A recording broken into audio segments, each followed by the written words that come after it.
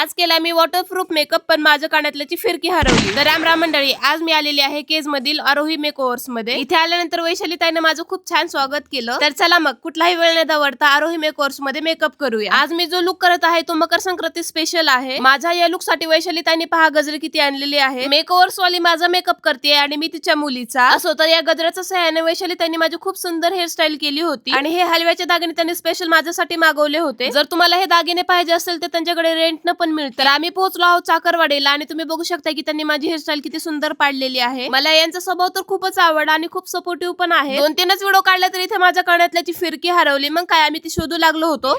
कोण आहे? लहान मुलांना ताटान बाय बाय केलं आणि आम्ही पोहोचलो आरोही मेकओव्हर्स. 6-7 तासापासून माझ्या चेहऱ्यावरती हा मेकअप होता आणि जसाच तसा होता, थोडा सुद्धा हल्ला नव्हता. जर तुम्हाला जास्त घाम येत असेल माझ्यासारखा तर तुम्हाला असा मेकअप करायला काहीच हरकत नाही. जर तुम्हालाही असा मेकअप करायचा असेल तर केज मधील आरोही मेकओव्हर्सला नक्की भेट द्या. ताटान बाय बाय.